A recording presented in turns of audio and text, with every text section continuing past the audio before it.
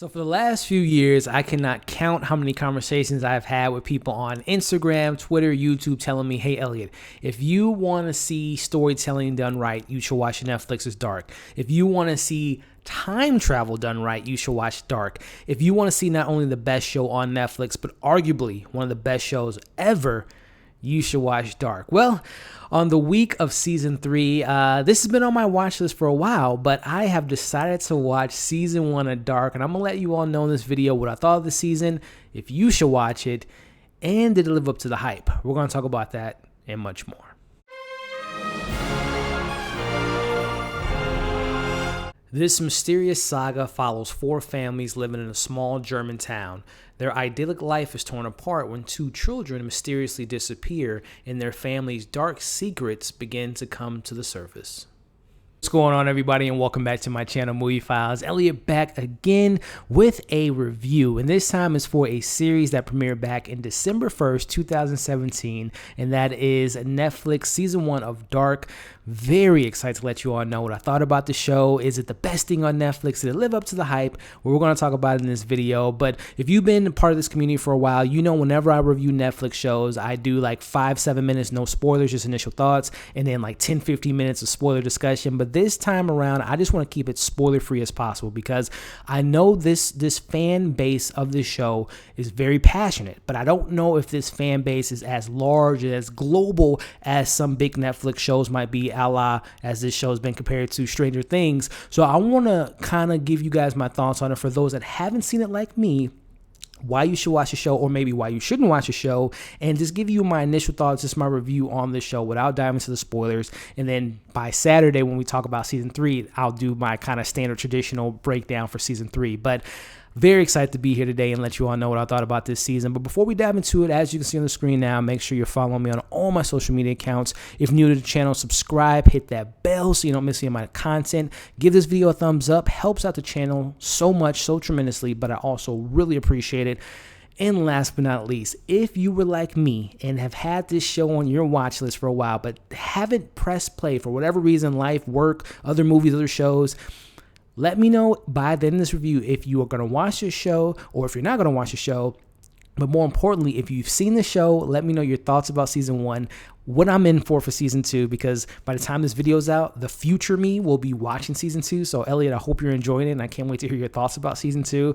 And obviously season 3 is coming up pretty soon, but let me know, for those that have seen the show, what I'm in for season 2, and let me know your excitement level, your fandom, all your theories, without spoilers, obviously, for season 2 and 3, but just have a fun time discussion. Let's have some fun conversations down there. So yeah, this show has been on my watch list for a while, guys. Like I said, there's been so many incredible conversations, recommendations for amazing people that I follow on Instagram, on YouTube, on Twitter. Like, man, you need to watch this show. You need to give it a chance. This is the best thing on television. And I'm a sucker for time travel. I'm a sucker for the conversation in regards to, are things predetermined? You know, again, if you've been a part of this community for a while, shows that come to mind most recently within the last like 7 or 8 months, Watchmen kind of dove into that a little bit in regards to Dr. Manhattan and, you know, Sister Night, Regina King's character. More recently on FX, we have Devs, which really kind of not necessarily dives into time travel, but kind of, in a sense, it does, without giving too much away for those that haven't seen Devs. But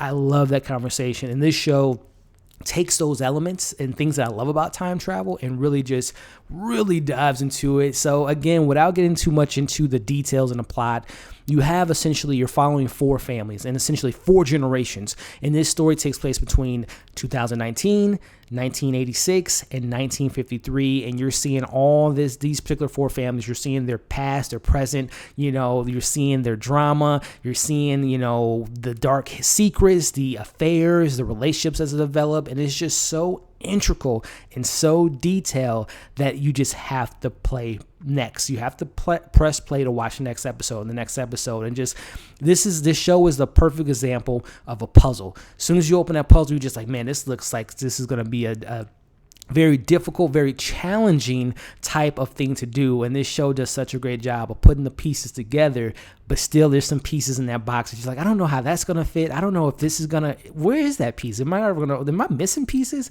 This show is just so integral. And again, without getting into the details, without giving such a the thing that I love about this show is when it comes to time travel, We've seen obviously the show is getting its comparisons to a Back to the Future. It's getting its comparisons to a Stranger Things. I know some people have mentioned Twin Peaks from what I've heard and read about this show when people bring it up. And I've seen all those things. Not as much Twin Peaks. I've seen like 1 or 2 episodes of that show, and I know it's very weird and very out there and people love it. But in regards to Stranger Things, the only thing about Stranger Things this has a comparison to is, number 1, it's on Netflix. Number 2, there's a child missing. That's probably like the only thing I could think of to compare it to Stranger Things. And then as far as Back to the Future, there is a particular type of thread in regards to going back to the past can affect the future, and I'll just kind of leave it at that. But the show is more than that, right? You're following, number 1, it's the first big Netflix German show. So this show is strictly in German, which, if I were to get into any criticisms, I'll just get it right off the bat. And this is more of a me thing versus a show thing, but it is in subtitles, which if you all know me and you've been a part of this community for a while, I watch everything in subtitles, whether it be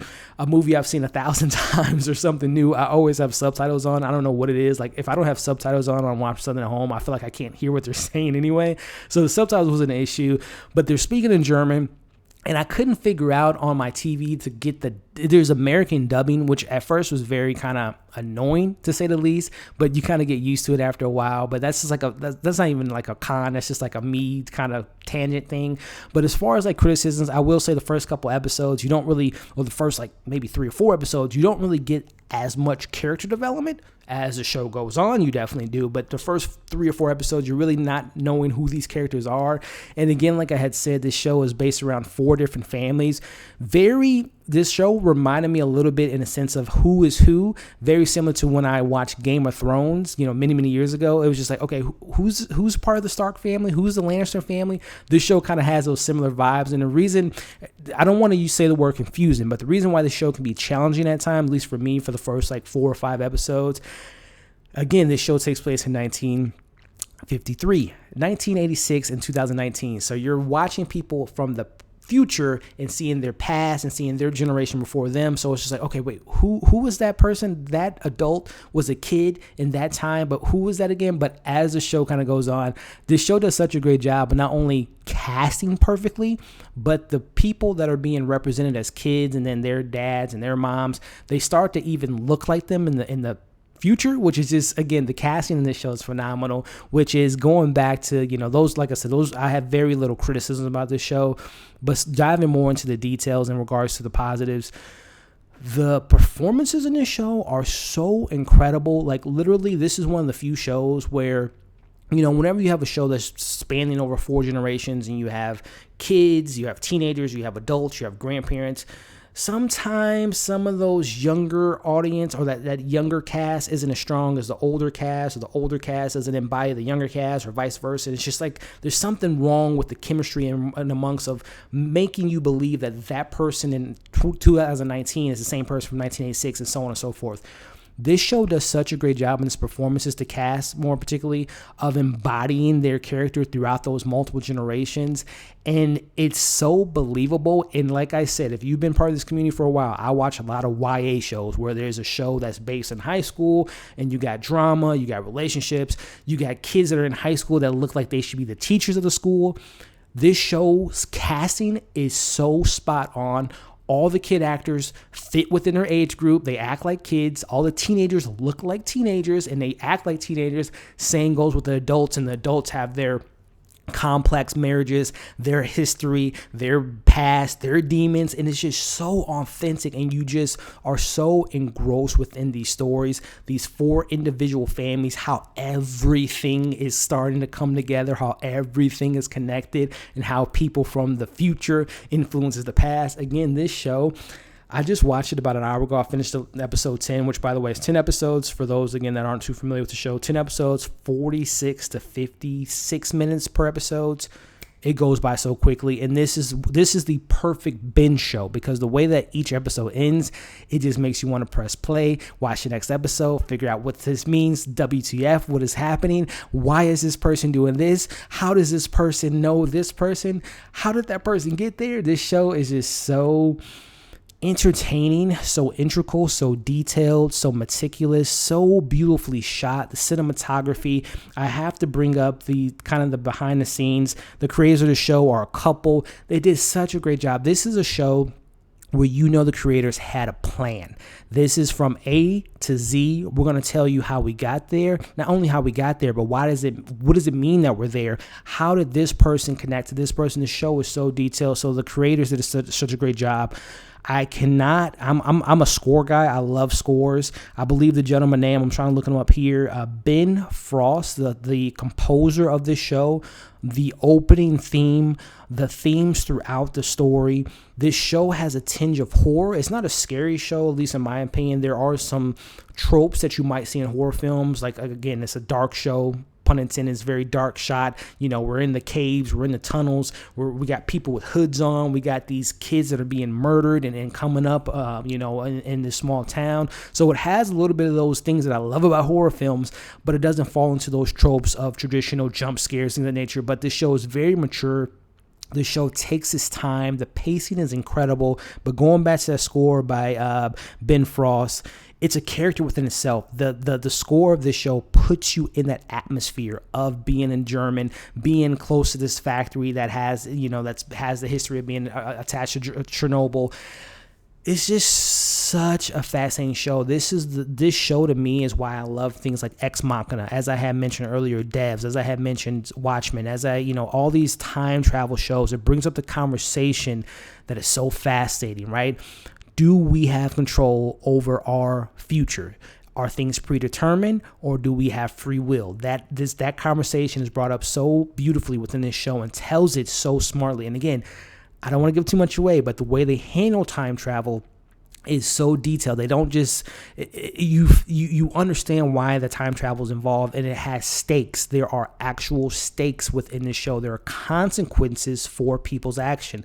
Again, going back to the community aspect, I love me some DC. I love The Flash. And one of the reasons I couldn't watch The Flash on CW anymore is just because Barry Allen just kept going back to the future, going to the past, and it's just like it got all messy, got convoluted. This show does not do that. It gives you, it doesn't necessarily give you all the answers, but it gives you enough to make you understand what's going on and the kind of the science behind the time travel aspect. So I can go on and on about this show. Again, it's a sci-fi show. It's a thriller. It has some horror tinges. The cinematography is beautiful. The sound, the score, Ben Frost's score, the writing is so incredible. The performances, again, from the kids to the teenagers to the adults to the grandparents, everyone does such a great job.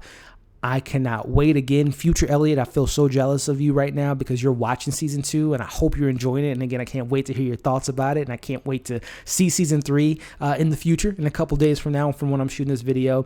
Again, guys, if I've said anything in this review, take this away. This is a must-see show. This is arguably the best show, not only on Netflix, but just on television in general. I'm so glad I finally watched season 1. I'm so excited to be currently maybe watching season 2 as I'm shooting this review. The hype is real. The fandom is so passionate. I agree with what everyone has said about it being so detailed. Best time travel story that I've seen in a while, or at least maybe even ever, in my opinion, from at least the media and the movies and shows and comics I've read. It handles time travel so well. This is a fantastic show. I'm so invested in the show. I'm so invested in the characters. It is a must-see TV program, guys, and I can't wait to watch season 3. And who knows what season 3 is going to offer in regards to, I'm going to do a review, obviously, but I might have to do a live. I might have to find those people that I talked to in the past in regards to being fans in the show. We might have to do like a live stream. Who knows what the future holds for this conversation, but that's just my thoughts. I'm sorry if it's kind of all over the place, but I'm just so passionate about the show. I really hope that after season 3, or maybe this video will encourage someone like myself who didn't watch the show for many years. I encourage you to watch it and spread the word, because this is great television. This is what people are looking for when they say, man, there's nothing good to watch. There is something good to watch, and that's Dark on Netflix. Season 1 is fantastic. Can't wait to be diving into season 2. So as I said up top, let me know your thoughts in the comments. Did this video help you want to watch it? If you haven't watched it in years, if you have watched it, am I spot on? Did I miss anything? Is there something that you love that I didn't bring up? Some things that you didn't like that I didn't bring up? And then, like I said, if you've seen season 2, let me know what I'm in for without getting any spoilers. Do they answer certain questions regarding, how time is kind of handled and how maybe two people can be in the same year without noticing each other? Is that something that is ever brought up in season 2? Let me know without spoilers. And then for all those that are excited for season 3, The game plan is I hope to get season 2 review out within the next 24 to 48 hours. And then Saturday, I have a couple things I got going with live stream. So I'm hoping to get my review out by Monday. We'll see what the future holds, ladies and gentlemen. Again, thank you for watching this review. As always, like, share, comment, subscribe, hit that bell so you don't miss any of my content. Keep an eye out for my content coming this week. Again, I have a Doom Patrol season 2 review. There's a couple movies on Netflix this weekend. There's my live stream Ask Me Anything Saturday at 3 p.m. Central Time. This 27th, there's season 3 of Dark. There's episode 2 of Perry Mason. So a lot of content coming for you all pretty soon. So I hope you all are enjoying the content. Hope you all are staying safe, and we'll see you soon.